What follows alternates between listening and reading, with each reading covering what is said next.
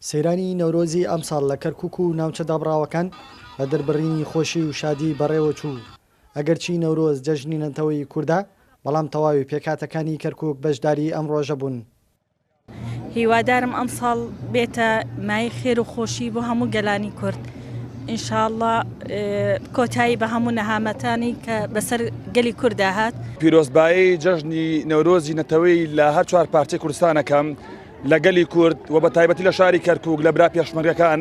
ئیمڕۆ نەورۆزە ڕۆژێکی زۆر خۆشە، پیرۆزبایی لە هەموو کوردێکەکەم لە هەموو گەلی کورد، پیرۆز بێ لەمان لە هەموو کەرکووکەکان. دانیشتوونە بەخوا من خۆم لەگەڵم عایلەمەیە تورکمانەیە لەگەڵم عارەبەی خۆمە بابیرم عارەبە بەخوای تەنیشتم کوردەوەی تورکمانە یعنی بەدڵخۆشی و خۆشتە خۆشگینە چخمشەق نەورۆزگینەدێ ڕۆژێکی خۆشە ڕۆژی نەورۆزە هەمان لە سەیران کۆبووینێتەوە هیچکەس بە جیاوازی ناکەین کورد و عەرەب و تورکمان بە خۆشی دەژین پێکەوە لە هەمووی خۆشتر بوون یا پراخە لە سفرەکە کە کۆی کردوینەتەوە زێرپەقێکە خۆش سەفران خۆشیدا لەخوا بە زیاد بێ ئێمە هیچ شتێ تاسیری لێمان نەکردووە جەژنی خۆمان ما بە خۆشی بردووەتە سەر بە ئارامی بە خۆشی کورد قەت سەردا ناگرێ ئینشەڵا هەر سەربەرزە لە غڕینگەی بێری بێری هەڵا هەڵا یارکەتانە لەبەر دەرگای ماڵ یار هەل هەلە دەیلێدانە.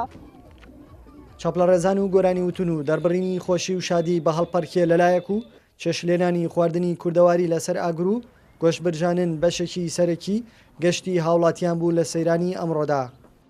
نەورۆز بۆنەیەکە نەتەوەی بۆ کووردە، بەڵام کەسی ئێستا سەیرەکەی لێرە هەموو نەتەوەکانی تیا لە کەرکووە تورکمانی تیا عەرەبی تیا خەڵک دەرچووە بۆ خۆشی لەخوا بە زیاد بێ و هیچ حەڵقەلەیەک و کێشەیەک نییە. بەڵام نوک هاوڵاتێکی کەرکووک ئەمڕۆ بە بۆنی جەژنی نەورۆزەوە دەرچوینە بۆ خۆمان بۆ سەرنگاکان و پیرۆزبایی ئاڕاستەی هەموو ملەتی کوردەکەین و بە تایبەتی هاوسەری خۆشەویستم. وأتمنى يعني هیوادارم ئاسایش و ئارامی تاو بۆ گەلی کورد و کوردستان بێتە دی. دەشتم هەموو ساڵێکتان جەژن و خۆشی بێت، ساڵی نوێتان پیرۆز بێت و پیرۆزبایی لە هەموو گەلانی عێراق و کوردستان العراق جميعا وبالأخص شعب كردستان جميعا. نەورۆز خۆشی کووردە. سەرەڕای ئەو هەموو بارودۆخە ناخۆشەی کە کەرکووکیەکانیش دەیکەوتون ئەبینین دوێنە لەسەر قەڵا کۆمەڵێک کۆبوونەوە و ئاهەنگی یادکردنەوەی نەورۆزیان گێڕا و ئەم ڕۆژ بە هەمان شێوەکو خۆتان ئەیبینن هەمویان دەرچونەتە دەرەوە و ئاڵای کوردستانیان هەڵکردووە و تەواوی پێکاتەکانی کەرکووک و ناوچە دابڕاوەکان لە نەورۆزی ئەمساڵدا پەیامی ئاشتی و ئازادی دەگەێنن. هیواخوازیشن ئەم نەورۆزە ببێتە هەوێنی توانەوەی سەرجەم ئاستەنگ و ناکۆکیە سیاسیەکان.